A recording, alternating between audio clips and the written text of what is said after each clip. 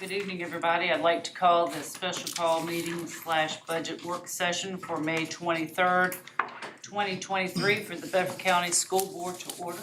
Ms. Johnson, will you please take the roll?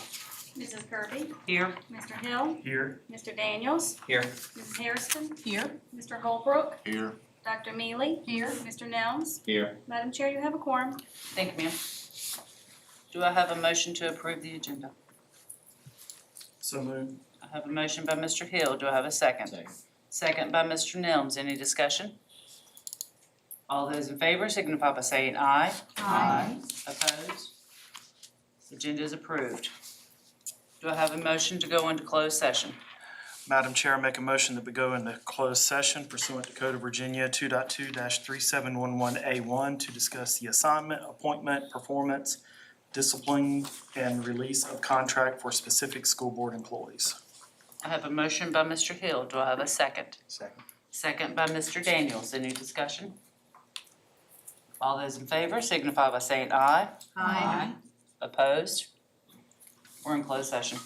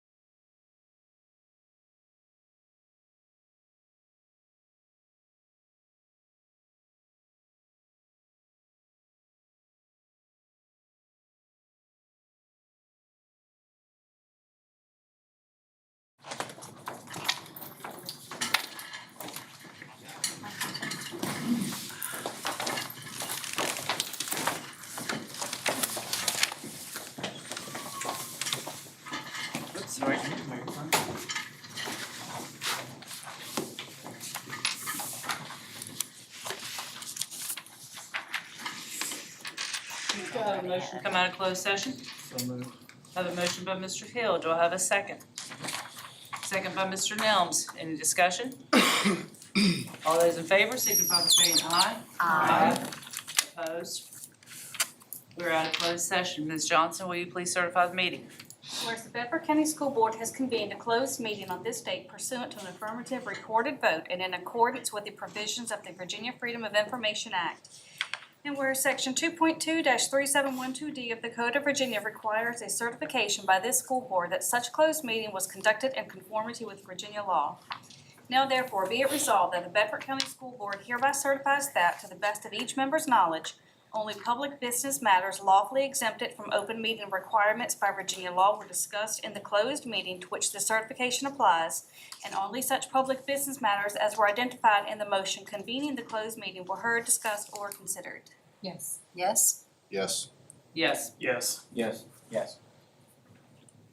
Thank you, Ms. Johnson. Moving on to item 3.01, fiscal year 24 budget discussion. Yep, thank you, Mrs. Kirby. Board members, we're here tonight seeking your approval of our 23-24 budget so that we can get our contracts out to our employees before they start their summer break next week. By way of reminder, this information that you have available to you here in paper form is also available on board docs in the public-facing website, so anyone that's watching online wants to follow along, the documentation is readily available. I want to thank Dr. Neely and Mr. Nelms for your continued service to the school board and the administration as board representatives to the Budget and Finance Committee. That committee met just last Friday and reviewed all of the information that we're presenting here tonight. And of course, passed through the committee for your continued input in the development of the budget. This is a balanced budget. But the information we're presenting really is not very different than what we've been discussing since March. There's some small differences which we'll review with you here tonight. Beginning with the revenue picture, it's mostly unchanged.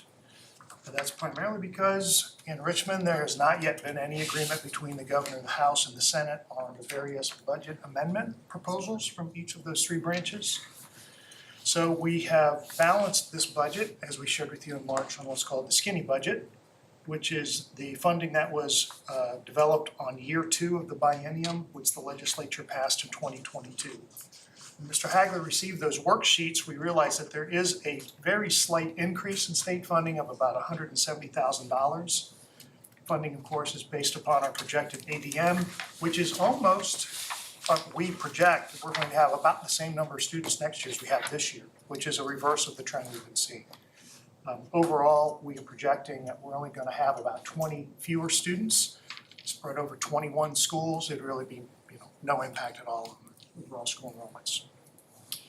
If and when the legislature were to come to, the legislature and the governor were to come to any agreement on budget amendments, we of course will then pull you back together, first with the Budget and Finance Committee, and we'll see if there's projected increase in revenue, and we'll recalculate the budget to balance it out, and then do an amended adopted budget.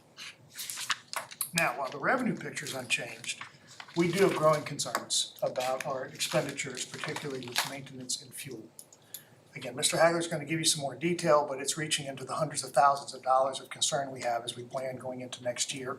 So we're going to use that additional funding that we have found in the skinny budget, and we've made we're proposing some additional central office cuts that all included will help us to balance the budget and meet our concerns with the growing concerns with fuel and maintenance items.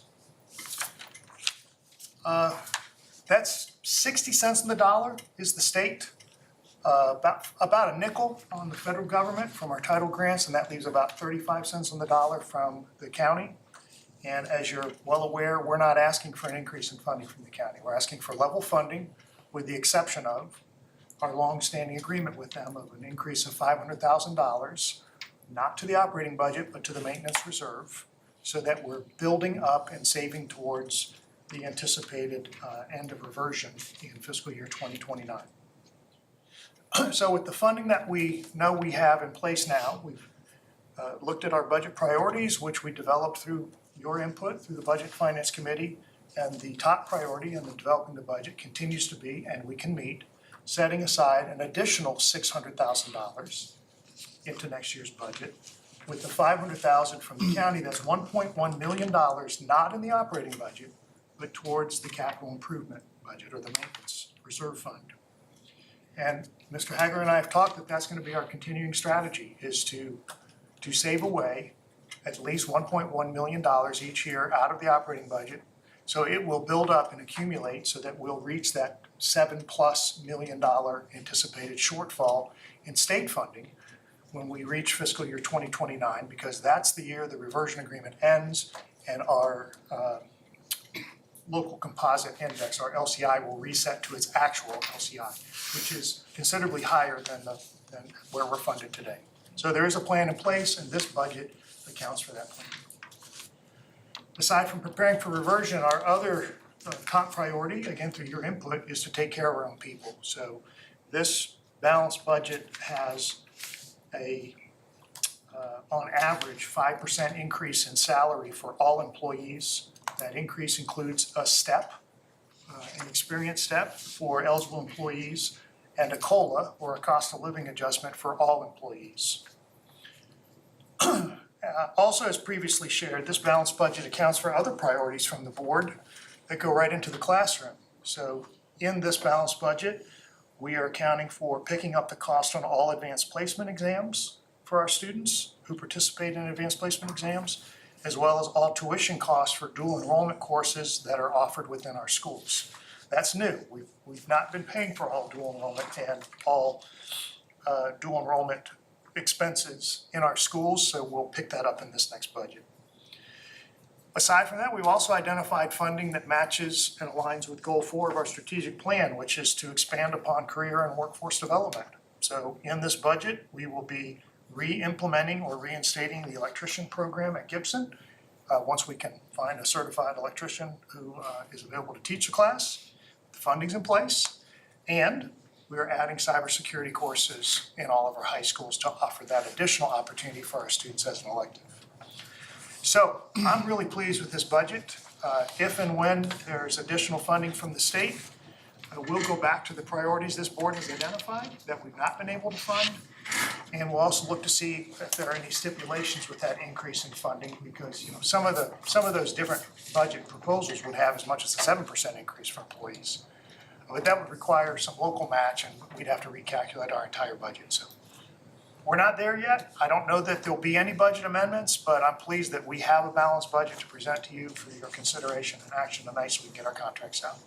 So at this time, I'm going to ask Mr. Hager to go into some more of the detail about what the changes are from the previously proposed budget to tonight. Again, he'll go over this information in your handouts. We're also going to project it on the screen. Mr. Hager. Yes. First, I'd like to start with the action by the board at the previous board meeting in regards to the staffing standards, and just put that up for the public to see. And on this slide, that the requirements that we do implement the policy that we can revoke transfers. And so the wording is up there on how the policy will read, or not the policy, the staffing standards. And give you a minute to kind of check on that. Albert, I don't know if you want to add anything to that, but If I can just add, we will not revoke a single transfer unless we have to. So we're only going to look at targeted schools, targeted classrooms, and if we have a 28th child in a classroom that's going to tip the balance for what we've all agreed is the maximum number that we want to have, we'll look to see who's there on transfer before we do anything else. So we've eliminated the use of multi-grade or multi-subject area strategy. That will not be our strategy. And the board has signaled to us that you do not look to increase our operating budget by hiring additional staff, but rather to use this strategy of revoking transfers. But I just want to be very clear for the viewing public. At this time, we've not revoked any transfers. We're looking at that data, and if and when we need to revoke transfers, we'll communicate with those parents individually at that time. Would that also mean that they could be revoked at any time during the year? Suppose someone comes in December and Yep. makes the 28th child in the class. I appreciate the question. I hope you'll be understanding that changes happen during the school year, that there could be a 28th child in December. We will plan for the start of the school year where we will not exceed 27. And when we have concern that, when we look over, Dr. Mealy, we know our school communities where families move in and out and there's a possibility of an increase. So we won't start the year at 27. In some of those situations, we'll revoke several transfers, so we have a little wiggle room as there's potential changes throughout the school year. But there may come a day we're gonna have a 28th kid, in the middle of the school year. And it's not my intent that we're gonna remove a kid out of the school year in the middle of the year. We're gonna ride along with that 28th kid and put other supports in place within the existing budget. Unless there's pushback from the board about that. We're gonna plan for the start of the school year, but once we get 6 months in, it may happen. All bets are off, yeah. We're kind of looking at 24, 25. Mr. Blankenship is working on looking at trends over the last couple of years, our projected numbers, and then he and I are gonna try to decide on a number that we kind of keep it at so we can, account for kids coming in and out. So that's our goal, not to try to take it to 27 and then go, so. Thank you. Okay, so we just wanna make sure you understood, we balance this budget without having to hire additional staff because that's gonna be our strategy if we have high class numbers. So, If you wanna continue on. yeah, that action really had no budget impact because of the action of the board on that. So, but I just wanted to put that forward because that was some action from the board at the previous board meeting. Well, that came out smaller on there and I wanted it to, but hopefully the viewing public can see that on their screens. But in front of you is a change summary. And I'll just go over each line there. There's not many of them. As Dr. Bergen said in his opening comments, there wasn't significant changes on the revenue side. We were building our initial budget that you all went through on March 14th off a previous year's worksheet. The legislature did pass they called it a skinny budget, and we got new worksheets after that meeting, so I reprogrammed and looked at that, and we came out $173,000 to the good, so that's additional revenue that factored into the operating budget, and so that's the only change on the revenue side, no other changes. So then we had to deal with, and from our third quarter forecast and some budget changes we had to do in the current year, I kind of let the board know that there were some concerns with electrical and fuel, both in the maintenance department and the transportation, and increased costs there. We did go back and look at electrical, and there was an increase back in, I believe, November of last year on our rates. And so we really need to deal with that. That's not something we can just say is gonna go away. That's gonna continue into next year. So we needed to make some budget adjustments to take care of that next year. So the maintenance department really for heating, fuel, and electrical, about a $449,000 increase to the maintenance operating fund.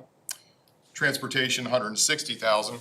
That $173,000 additional in revenue helped us offset some of that. The executive staff went back and really looked line by line through the whole operating budget, every non-salaried line, and started there. So down at the bottom, I'm gonna jump to that, there were line item reductions to the tune of $300,000. It's pretty significant when you're going through. Some of the biggest of those were, we had 2 testing lines, and over the years, the expenditures in those testing lines have gone down. Could have probably captured some more there, but the action of this board to say we want to pay for AP test, I had to go back up on that. But we realized, looking at a 3-year trend and looking back at how expenditures were coming in, about an $80,000 reduction on that line that we're not using. We also went down on some remediation cost. Now, before anybody gets kind of excited about that, we have state money for SOL, which is mathematics.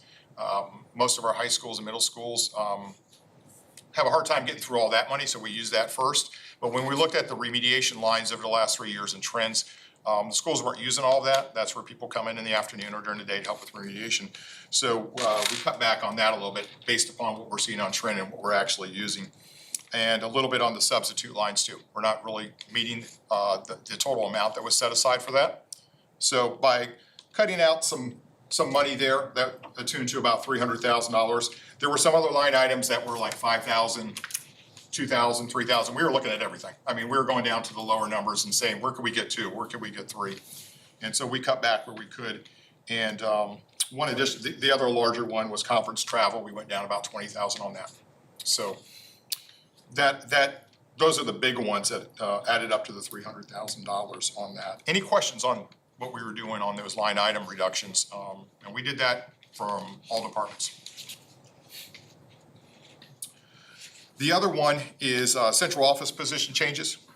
There was, in the original budget that we presented back in March, some central office changes that amounted to about $250,000, some reductions, some elimination of positions. We went back and we identified some more reductions that added up to about $131,000 there.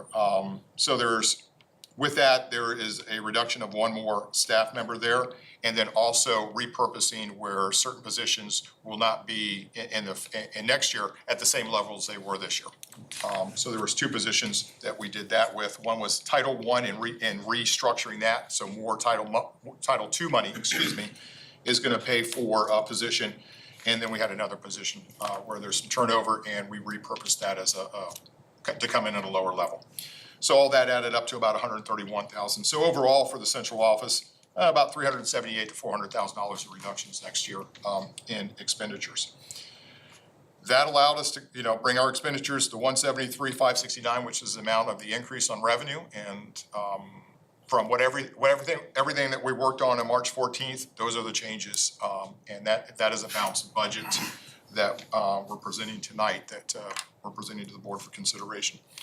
Happy to answer any other questions you might have. I do have some additional supplementary data that the other sheet that's on there, that if the board likes these changes and accepts those, this is just a summary sheet of revenue that you could vote on tonight. If there's anything you make changes on, I'll have to produce a new document. But if these changes are acceptable, this would be the document we vote on. And then there was one question from, several questions from board members, and I do have a slide to present on that. And that was really about, how does the state fund us in positions? And might need a little bit more explanation, and I'd like to go over that. But I'd like to stop here to see if there's any questions on the budget as presented. For staff, or for Dr. Brigham, or for myself.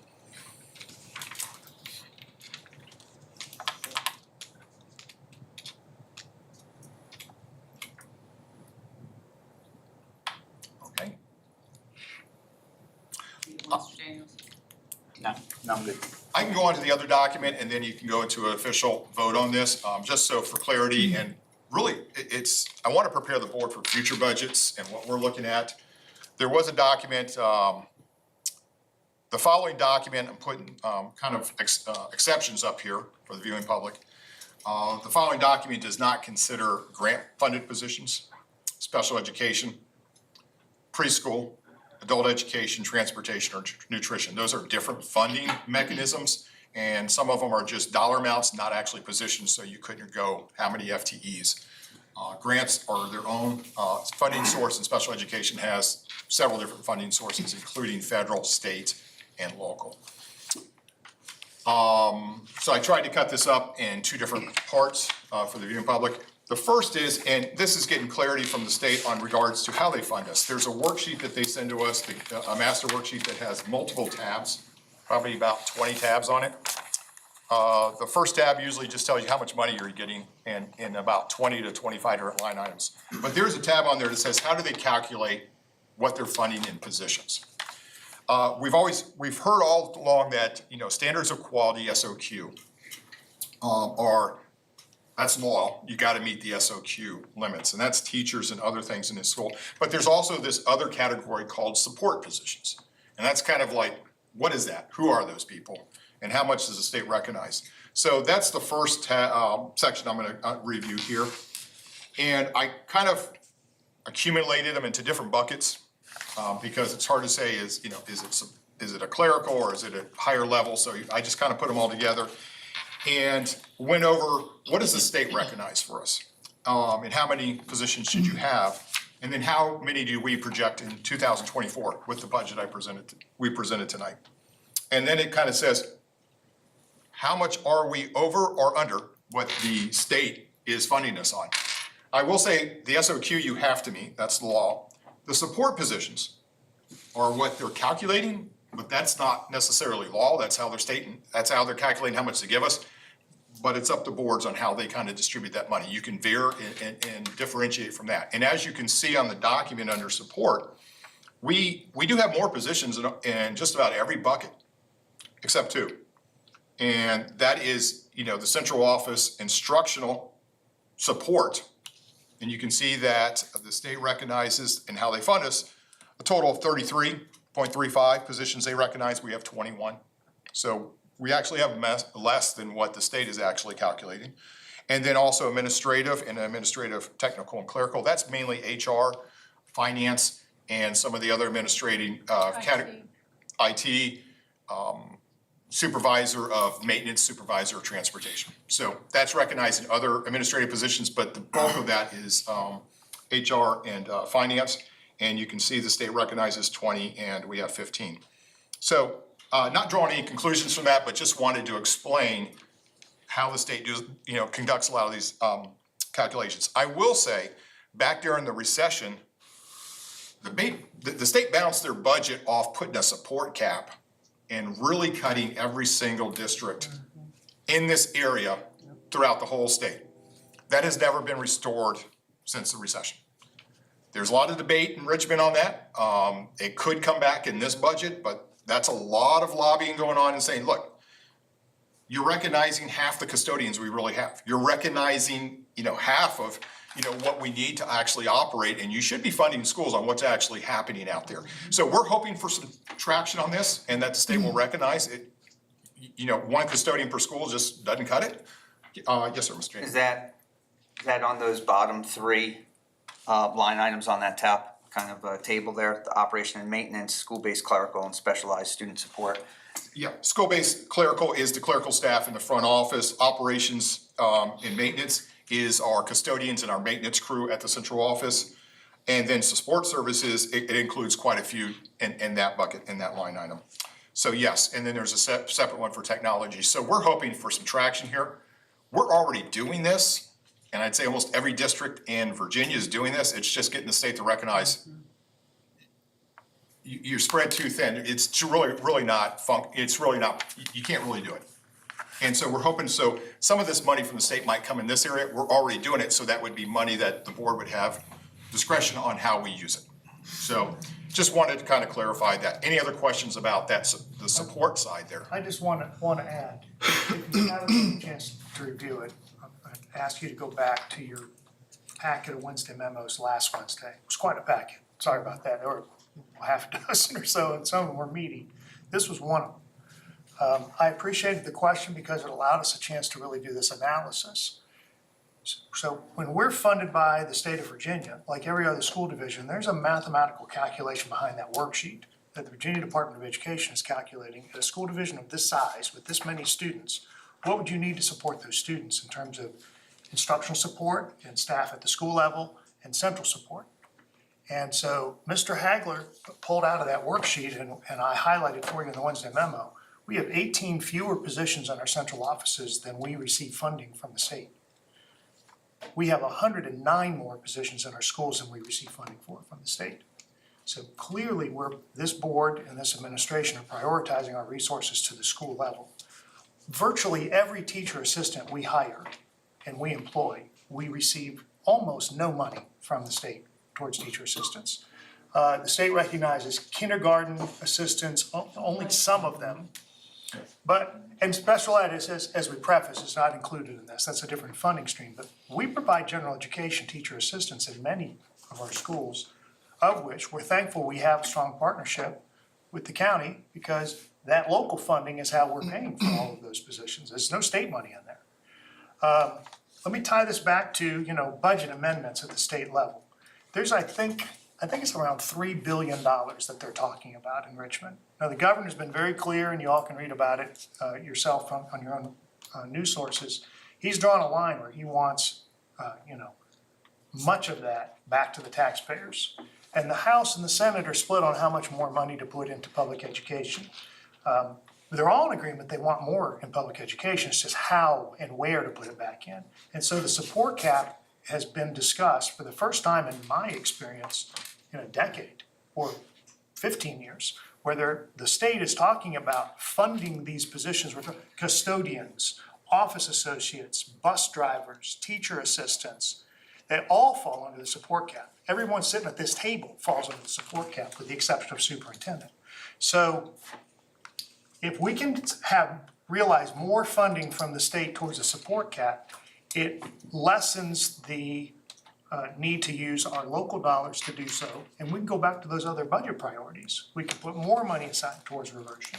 We can consider funding middle school athletics. We can talk about rounding out the compensation study that we started to implement last year by giving restorative steps to all of our employees. We front-loaded the teachers, but we have a lot of other employee groups that didn't receive those restoration steps.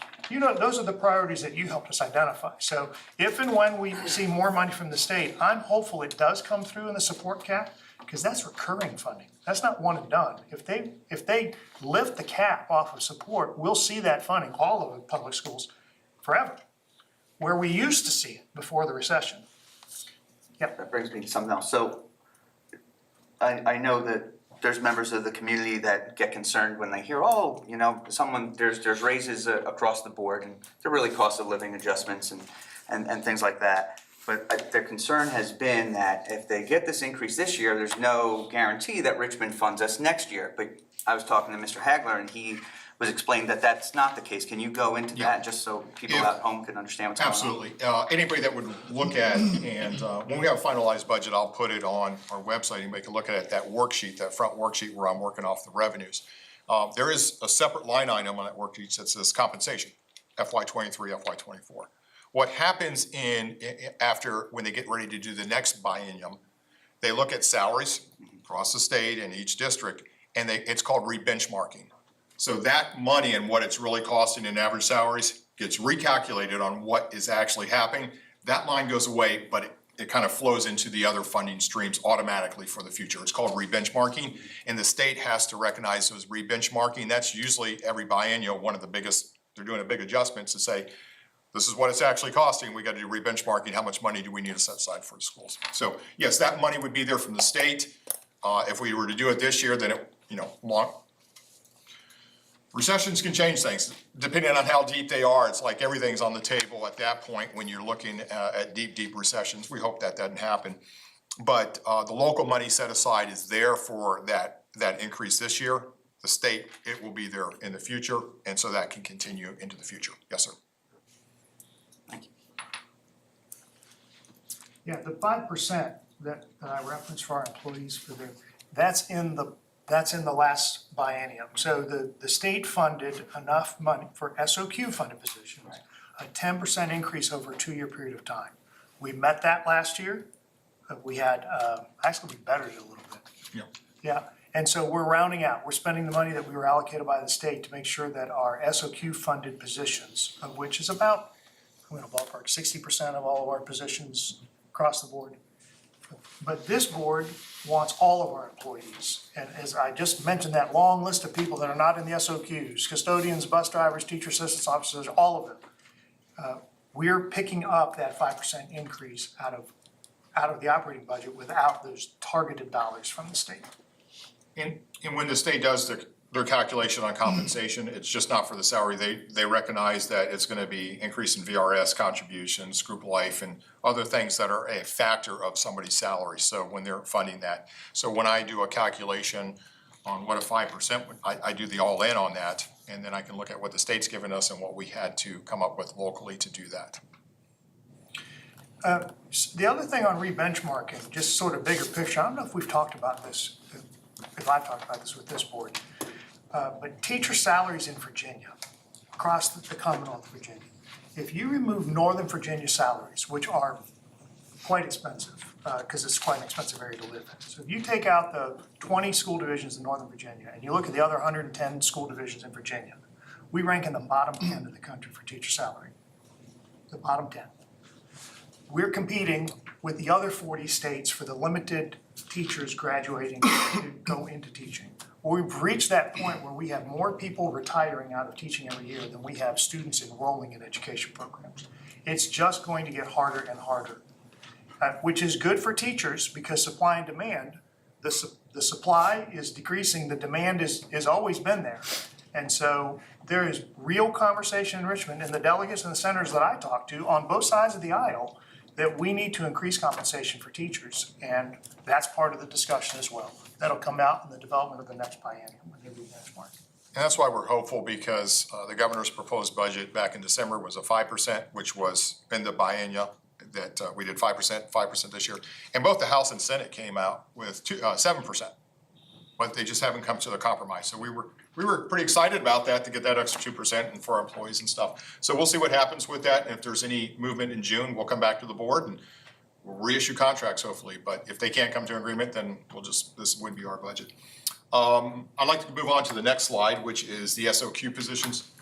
I've kind of consolidated it for the screen for the viewing public. It's a little bit more detailed on the sheet I gave you. Just kind of aggregated everything together and instead of going grade by grade level. Interesting by the state, just to let you all know, state recognizes elementary and secondary. Elementary is grades kindergarten through 7th, secondary is 8th through 12th. Well, we have a middle school, which we have to kind of carve up into those two areas. So I have to take our budget and kind of allocate 2/3 one way, 1/3 one way when reporting to the state. So when you look at this, all of our SOQ, we meet or exceed the state mandated standards of quality.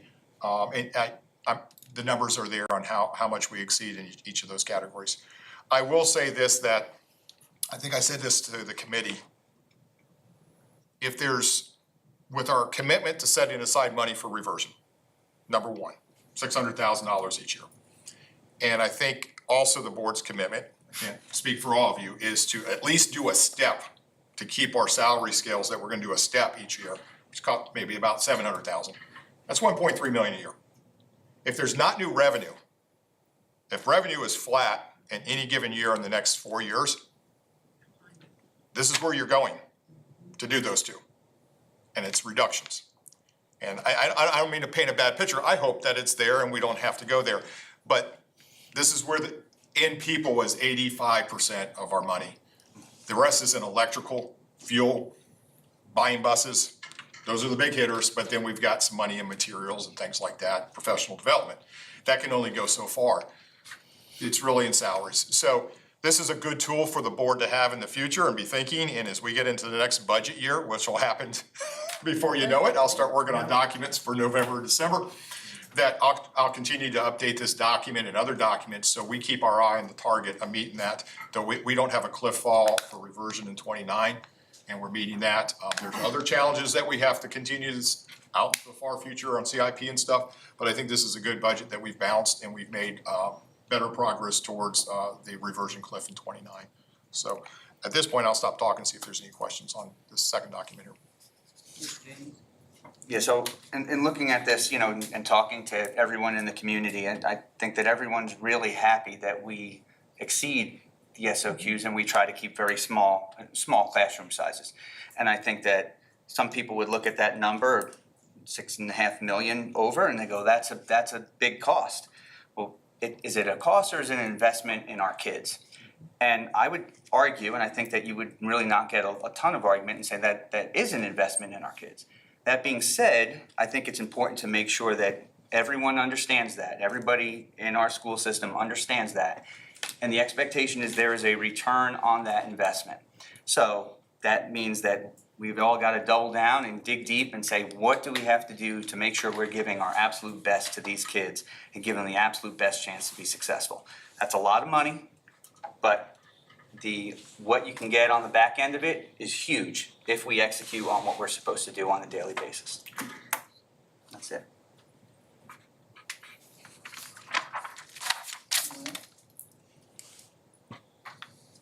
Yeah, I had a question on that last chart. You was showing up. Yes, sir.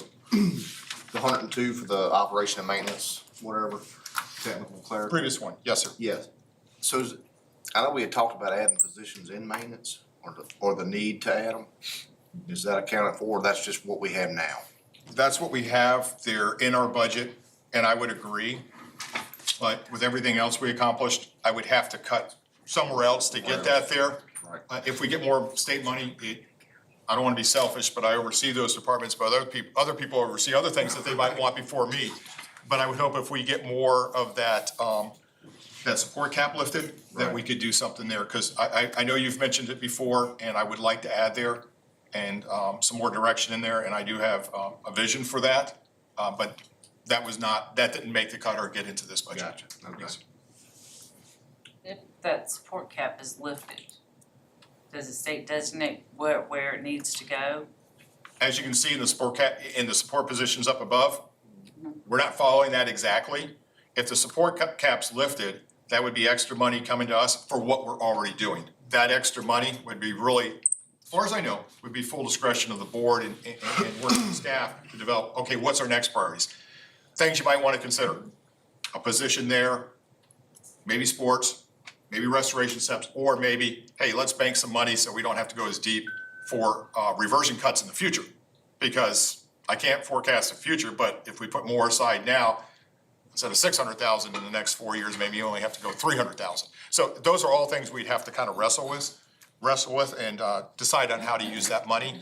If they do give us more money for an additional 2% average, then that would be state money, but there's local match to that.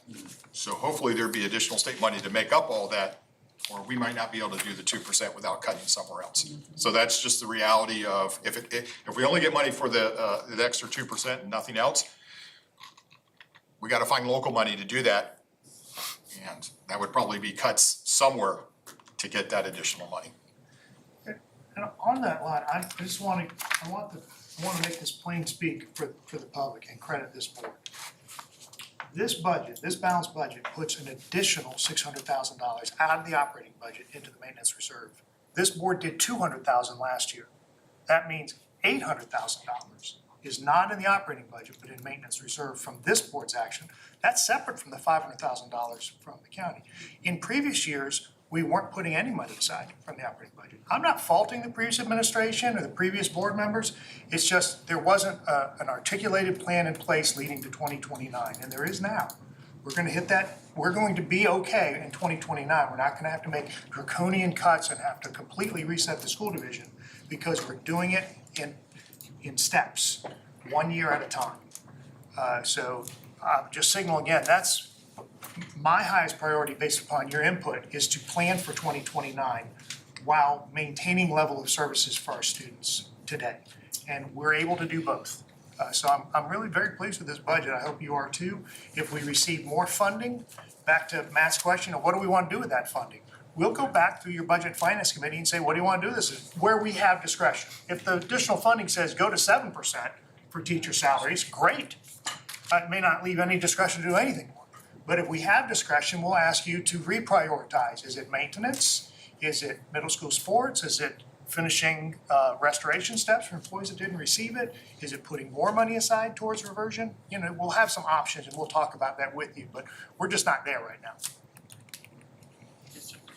Mr. Hagler, where restoration steps, what is left? What classification is left? And See if I got a document here. Off the top, the next grouping would be clerical. Yeah, we're on 110. so we go to- Maintenance technician. Leanne So has we- it. You got it? Let's start with what we did, Leanne. Well, We did I grouped them in teachers. different. Stop, time out. I asked a question. Yep. What's left? Okay. And so I want to know what the positions are and what dollar amount. You Okay. have the dollar amount. I think, So okay, I'll give you estimates that I had based upon, but each year it gets, let me just put a fact, as people leave, the other people coming in are not owed those restoration, it gets cheaper as it goes on. I broke out clerical, about 133,000 is what I estimated.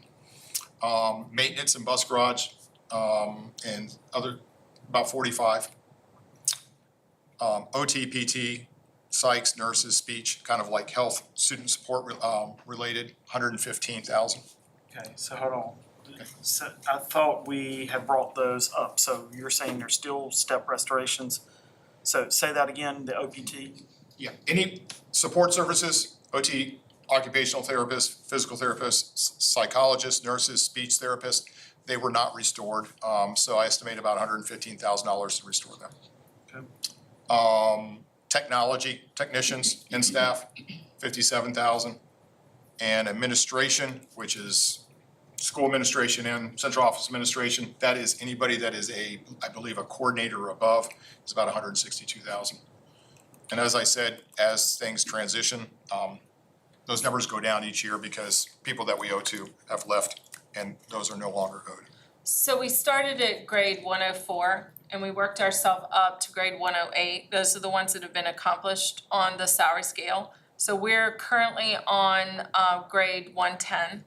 And to what Randy said, was working from grade 110 all the way through the top of the scale, 136. So what happened to grade 109? There isn't one. I don't, there isn't one. Okay.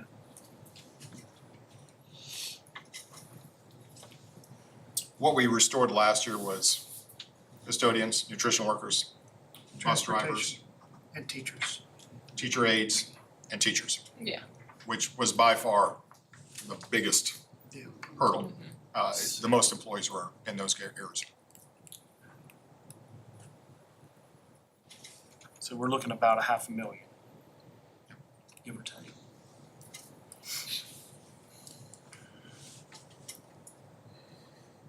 Okay.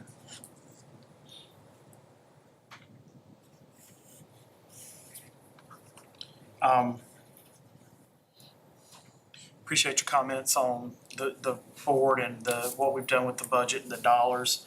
I wanna add, there's still plenty more for us to look at and to go through, so I don't want it to feel like we're done. I appreciate the willingness of the team to answer the questions and to go do those hard takes and looks at what we've currently got.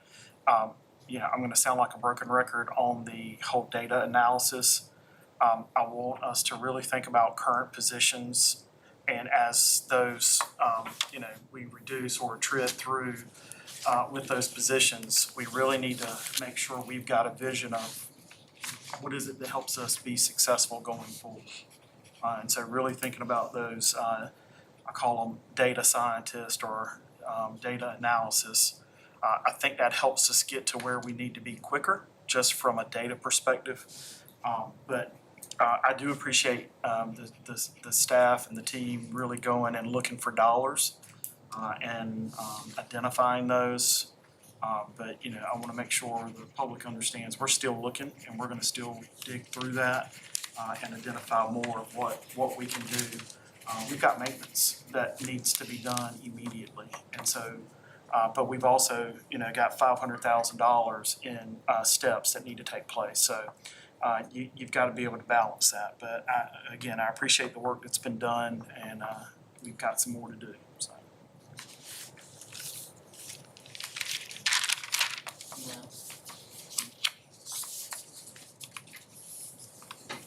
Anything further? If there's no more questions and the board likes the budget as is, I would ask the board to make a motion and accept the budget. And I would read off the numbers from the one sheet that you have there on top, which are the revenue numbers. Yes, sir. And probably just the number from each fund, total for the fund for next year. And then the total amount when that would be accepted, to get it on the record. Well, actually, if we follow the agenda, Oh, okay. but that comes in at 4.02. The I'm sorry. first one is 4.01 for a motion for the approval of the personnel report that was presented. Have a motion by Mr. Daniels. Do I have a second? Second by Mr. Hill. Any discussion?